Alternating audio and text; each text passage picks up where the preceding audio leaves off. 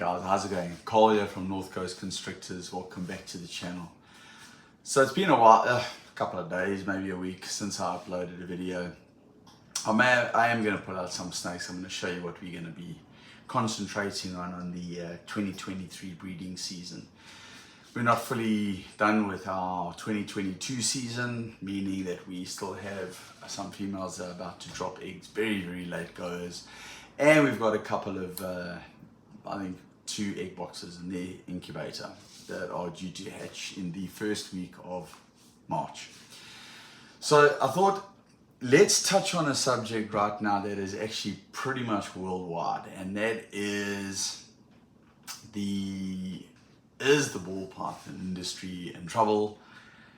Is it collapsing? Is it, if you've got into it now, has it been a waste of money?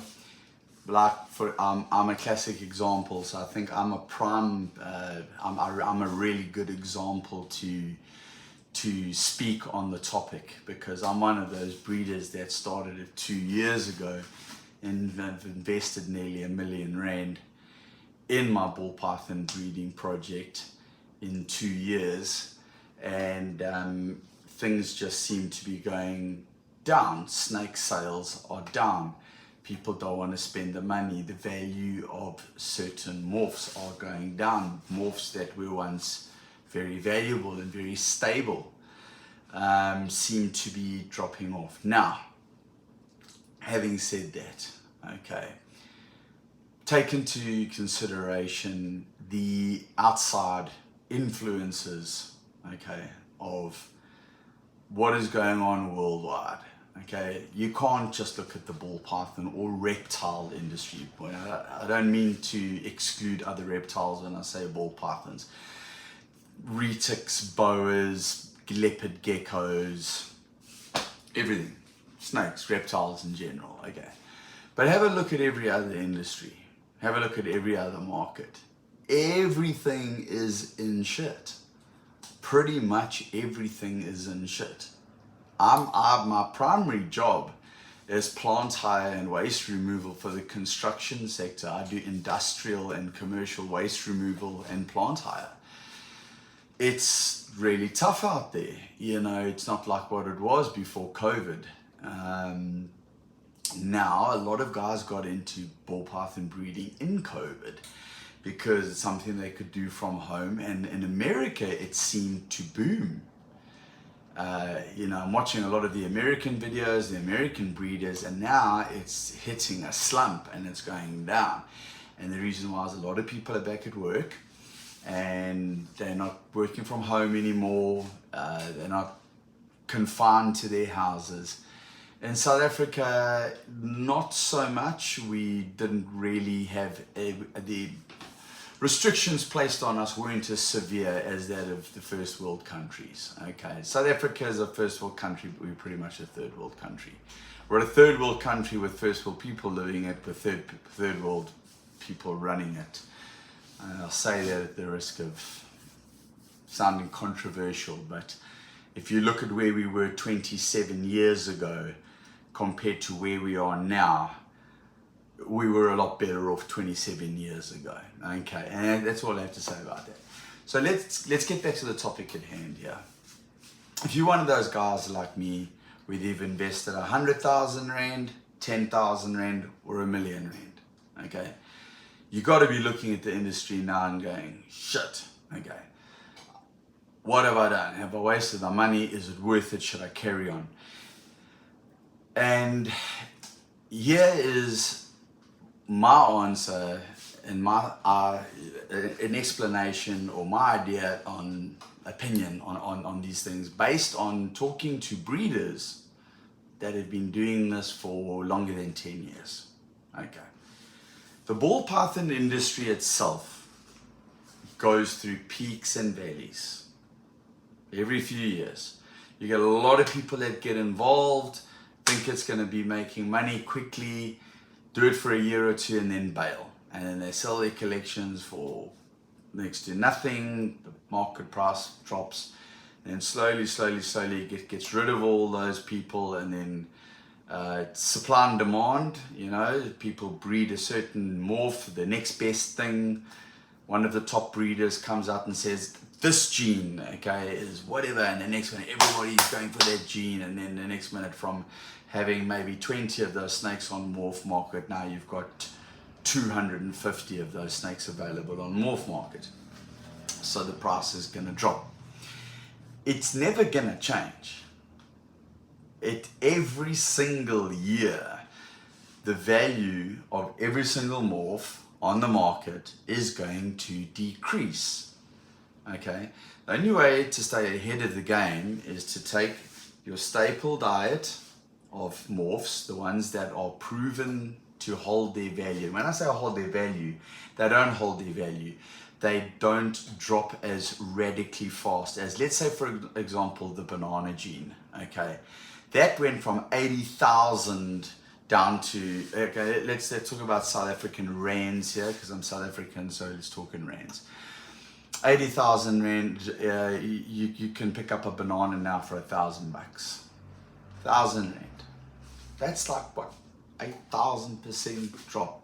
Okay, it's because everybody jumped on and it's an incomplete dominant gene. So you just need one copy of the gene to make it. So, right, should you panic? No. If you are prepared to stay in it for the long haul and you have another job and another income that can subsidize your passion, your hobby, which is what this is for me. It's a passion, it's a hobby. And if you are one of those breeders out there that do this and breed and spend your money and you sell snakes and you say you only do it for the love and you don't do it for the money, you're a liar. I don't believe you. Unsubscribe from my channel, please. Don't watch my channel because you're fake. There is not a ball python. If you've got like maybe 5 snakes and like 4 females and 1 male, and you just produce the same thing over and over again and you make a little bit of bucks, you sell the hatchlings the whole time, then you're doing it for the love of it, okay? But it's a very expensive hobby. And if you're doing it on quite a large, medium to large scale, like where I am, I kind of fit into maybe small, medium. I haven't done a count of how many ball pythons I've got now, but let's just say that I went from having about 20 ball pythons now to about 300 now, okay? And that is including the hatchlings that I've got. I've got about 110 hatchlings at the moment, and I've also bought a lot more snakes. I've spent a lot of money on wrecks, I've spent a lot of money on snakes. I also burnt myself on certain snakes that I shouldn't have bought, and now I've invested in the correct genetics. Now that's the name of the game, guys. You've got to invest in the correct genetics. So, for example, but then also, okay, I might jump around you a little bit, guys. I'm trying to give you, I want to give you the good and I want to give you the bad. No one's got money for anything these days. Go away on a holiday, go away for weekends, eat out more. Everything's tight, okay? It doesn't mean the ball python industry is shit. The restaurant owner's going to tell you, shit, he used to have his restaurant full every single, 4 nights of the week, his restaurant was full. Now it's only full 1 night of the week, okay? People are keeping their money. They're scared to spend money.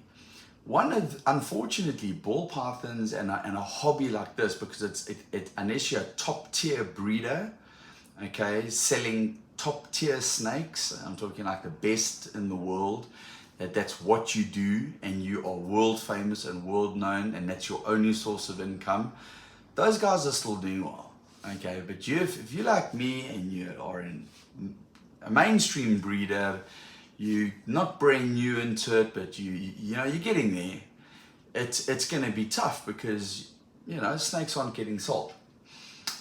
I changed my business model a couple of months into about a year after my first breeding season. I realized there's no such thing as easy, quick money in ball python breeding. I started learning about genetics. I started really researching on what is selling and what is not selling, and what is good and what is not good, and what is being, too many of them are being produced. That particular gene is losing value too quickly.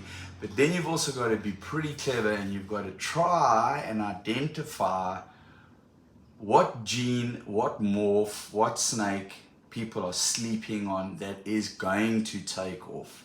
Now you need a fair amount of knowledge, you need some good mentors, you need maybe a bit of an inside scoop from guys that already know. If you're lucky enough to have a few friends that are top breeders, they, you know, guys will like to keep that to themselves, but if you've got a couple of guys that, you know, you're good friends with, they'll tell you. You say, hey, listen, guys are sleeping on that gene there. That's going to take off. Watch that. Okay, it's like lace. Lace, it's like Desert Ghost. A couple of years ago, you couldn't fucking sell Desert Ghost, and all of a sudden people discovered Desert Ghost was an enhancing gene, and everything that you put it to made it look 10 times better. If you go and look on Morph Market to see what Desert Ghosts are going for, you almost can't get them. Try and buy an adult proven breeder Desert Ghost female. You're not going to get it. Okay, that is a classic example of people sleeping on a gene all of a sudden. Next was lace, things like that. But then you get like the next best thing, and everyone was like Coral Glow Spider, by the way, Coral Glow Banana, same thing, just plummeted. Okay. Now, for me, I fortunately am able to subsidize my breeding projects. Okay, so I've got a job, it pays pretty decent. I have had to sacrifice a lot of the things that I do, my social life, going away on holiday, and not just because of the financial aspect of it, but because I'm a one-man operation. And I've got all these snakes to look after. I've actually got a rodent breeding facility as well to feed all my snakes. That has to be taken care of twice a week. It's a full-time job, so I do my job during the day, and when I get home, I wake up in the morning and I do what I can, what checks I can, and whatever cleaning, emergency stuff for the first hour and a half, 2 hours in the morning, and then I go do a full day's work. Then I get back, kids' homework, and then my girlfriend's busy making supper. I'm in the snake room doing what I can. Supper's ready, our chow supper, and then back into the snake room, and then put the kid to sleep, come back into the snake room, and I'm in the snake room until 10 o'clock at night. And guys, that's every single day of the week. All right. Changing water, spot cleaning, making sure that you're keeping your snakes in a hygienic facility. Otherwise, you're going to have unhealthy snakes, and you're going to have sick snakes. So a lot of my projects now, I've realized that I have to go for the snakes that are selling are the recessive genes, double recessives, triple recessives, but also recessives with a combination of dominant and incomplete dominant, or double recessive visuals with dominant and incomplete dominant. Now, it takes a long time to get to that point. So what I did last year, my second season, not my first season, my second season, is I had a Desert Ghost and a beautiful fire blade clown, which we think has got lace in it. In fact, I'm calling it my Dinka project, but so far, is from the hatchlings that have come out, I've hatched out 2 clutches. We're pretty confident we've got the lace gene, but I'm gonna call it lace right now. The tubs, all the hatchlings, they mark as Dinka clown, because it's a clown, the sire.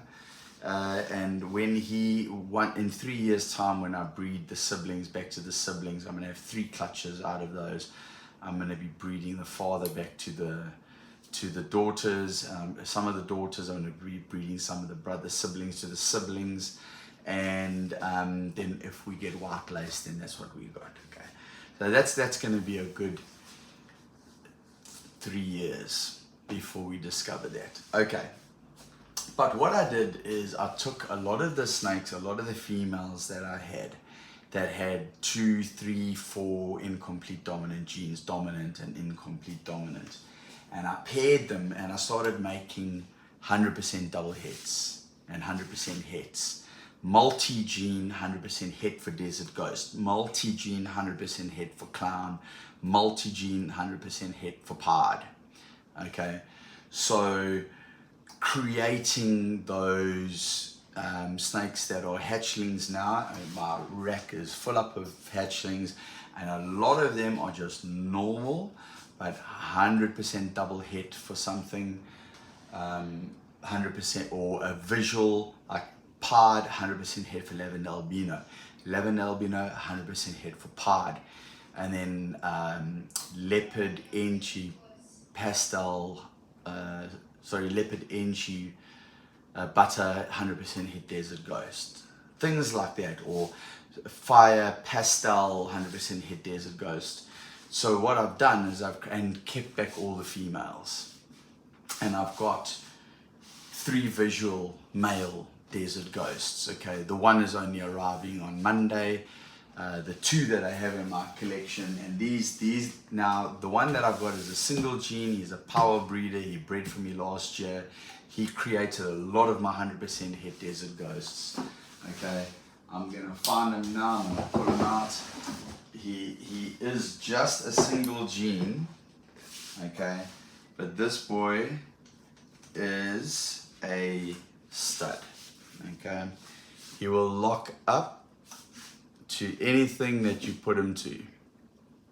Okay, so I think he's a 5-year-old. He's a 5-year-old Desert Ghost male, and what I use him for is to create my Desert Ghost hits. Okay, and then I will keep back all the females, and then I will pair them to my other Desert Ghost that has got a lot of genes, and I'll pull him out. Hey, it's not.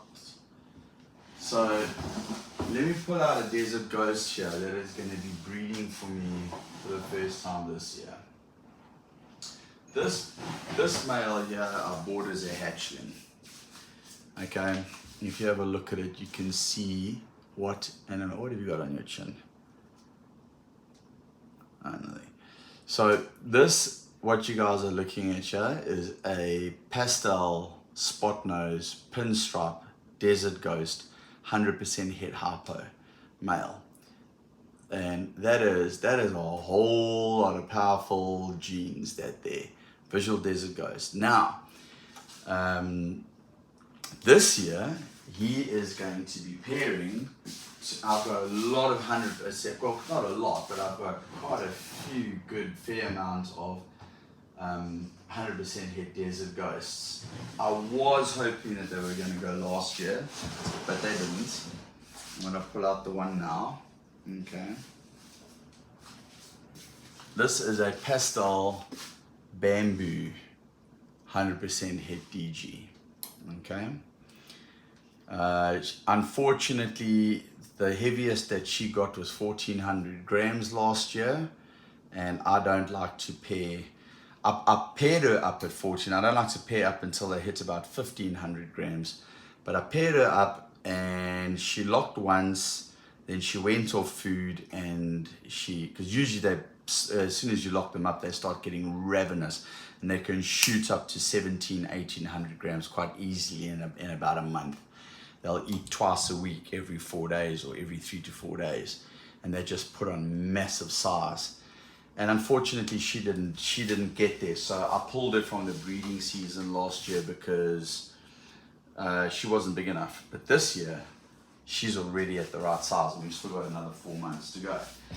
He's also going to be pairing to her sister, which is over here. Identical snake. Pastel bamboo 100% hit Desert Ghost. Slightly bigger. She got to the 1500 gram mark. She did lock, and she built. She built. It looked like she was going to ovulate. I actually thought she was ovulating, but then lo and behold, she reabsorbed her follicles and she didn't go for me. It was very, very disappointing. Very, very disappointing. But this year, she is guaranteed, and she's going to go with that multi-gene powerhouse desert ghost male. Alright, so those are just two of the snakes. I do have another one here that is, if she's up to size by the time June rolls around, then she'll pair as well. This is an ivory 100% het desert ghost, 50% het hypo. So ivory, if you don't know, is a super yellow belly. So this is a super yellow belly, 100% het desert ghost, 50% het hypo. That male that I pulled out second, the pastel spot nose pinstripe desert ghost, is 100% het for hypo.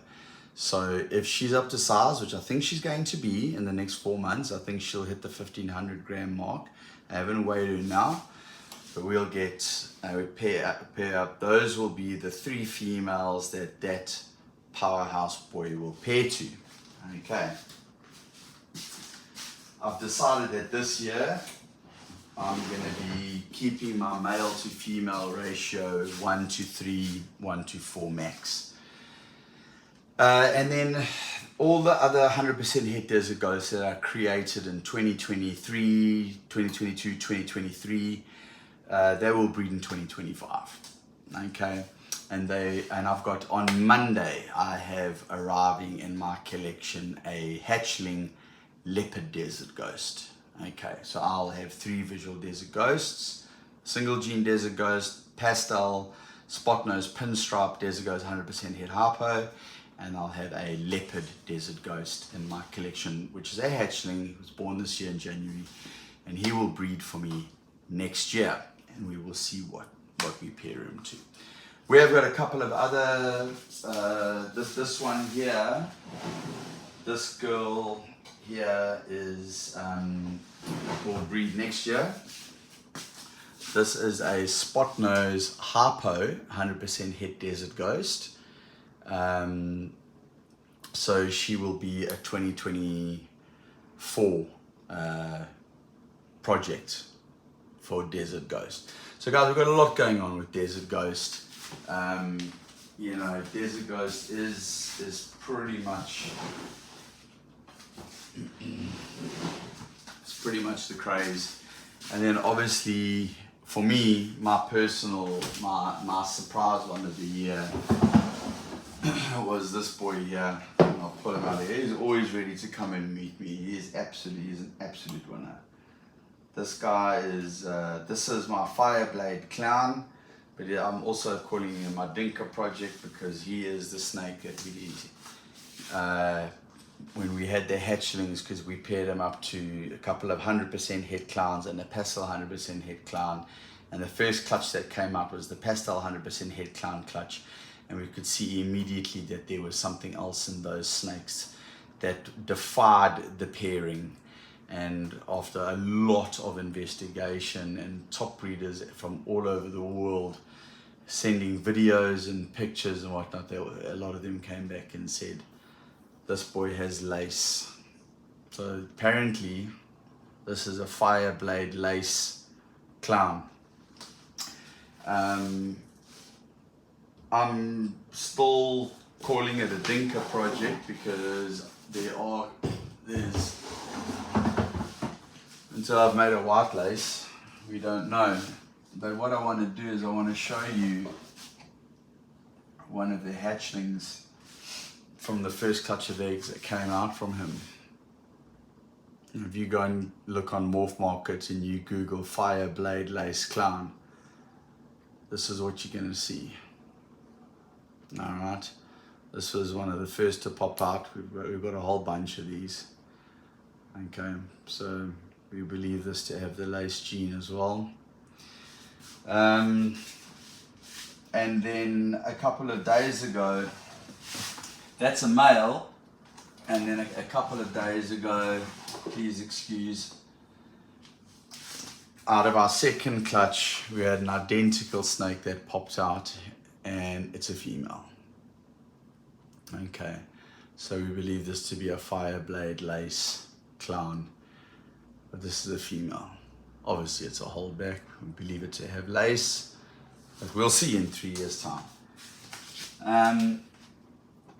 So there are a couple of other snakes there that have got that gene in it. I don't want to pull them out because they ate just 2 days ago, so I don't want to disturb them. Where you will really see it, where you will really see the conflict and what threw everybody off was what was supposed to be the pastel clowns, because the pastel clowns don't look like that. This is what a pastel clown looks like. She'll be breeding this year to that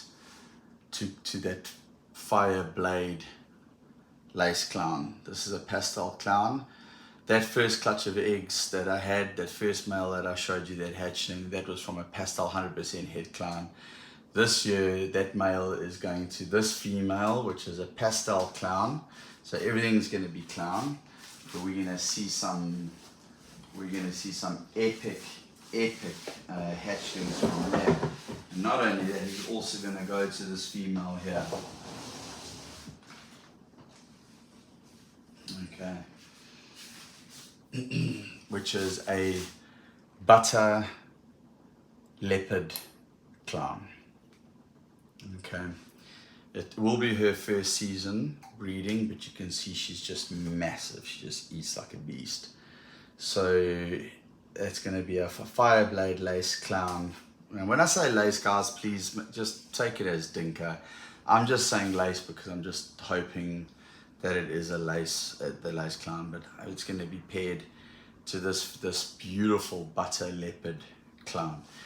And there are one or two other females that I'm going to pair, but I'm not going to pull them out. Now, guys, my outlook for the future for the ball python breeding industry is it's not going to be great for maybe another year or two.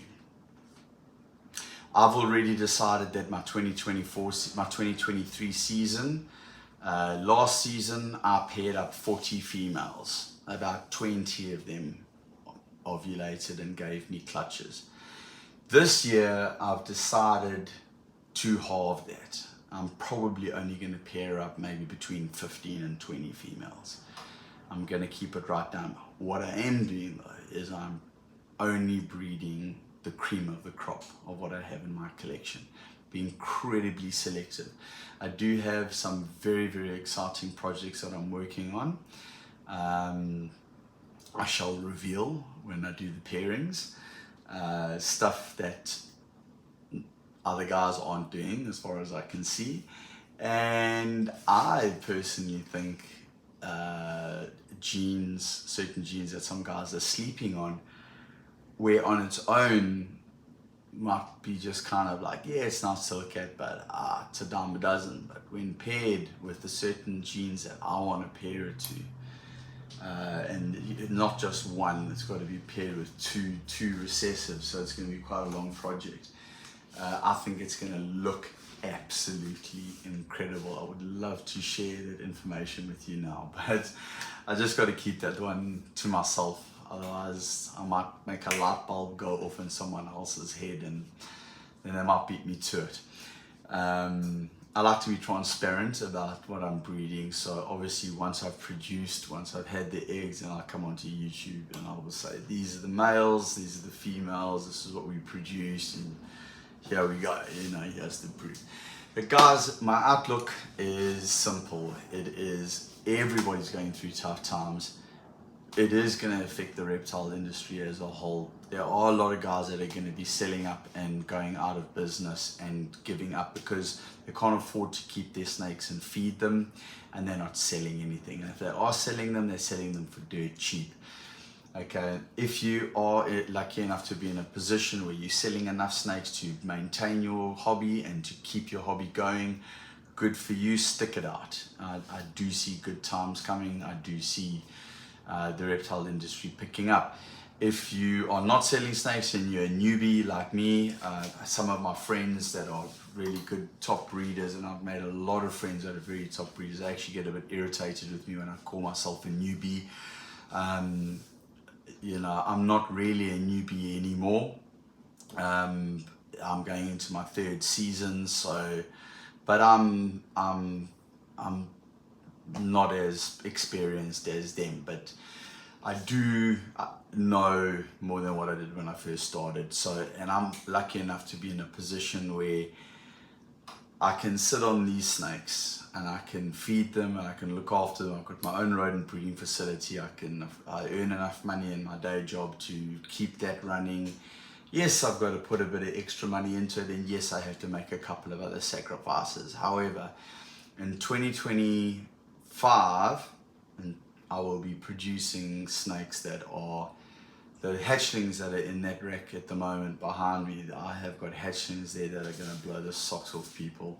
And in 2026 and 2027, I have got hatchlings that are going to turn shit in South Africa upside down. Okay.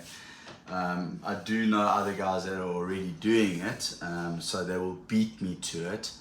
But I bought the hatchlings from them, so they've kept the visuals back, and I've got the 100% hits, okay, double hits, with a few other genes thrown in. I would love to reveal on YouTube now, but it's just one of those things that you have to wait until you're actually ready to breed and ready to show what you've got. So that's kind of when I'll be making my mark, and those are the kind of snakes that a lot of South Africans wouldn't actually buy money-wise. They'll have to pretty much be sold on the export market. But that's what I've planned for. That's how I've seen the industry going. It's what I am doing to make sure, and I love what I do. And the thing is, I also had to start off on a budget, which means a lot of hits, powerful visual recessive males, and a lot of 100% hit females, or 100% hit, 50% hit for something else, or 50%, 100% hit, 50% hit for something, 66% hit for something else, triple hits, but not all 100% hit, and then some visual hit recessives mixed with a couple of hits. So I've had to create, I've got more snakes in the snake room that I want. I want to halve it, at least. And what that means is that I have to breed these visuals to these hits and keep all the visuals back. And I have to keep them back for 2 to 3 years before I know I can pair them. And then I pair them visual recessive to visual recessive, and then I've got my stock that I'm going to keep. And I will be able to start selling really, really high-end snakes. So you've got to start off buying a lot of snakes once they've given you all the visuals that you need, and then you start getting rid of those females, adult proven breeders that are 100% hit for clown or desert ghost or lavender albino or pied or whatever, because now you've got the visuals mixed in with a couple of other genes. So if you're prepared to wait it out, weather the storm, and produce the snakes that you can see, guys, it's simple to go onto Morph Market and see how many snakes are available, which are the ones that are selling fast. Go onto the sold section. Don't go into what's for sale. Go check that out, but go onto the sold section and go and see what snakes are selling like that. Like wildfire. Anyway, guys, that's it from me, over and out. It's Saturday afternoon, it's time for me to chill. I've got my son arriving here now. It's time to have some family time. I wish you all the best, and have a great weekend further. We'll catch you on the next video. Cheers.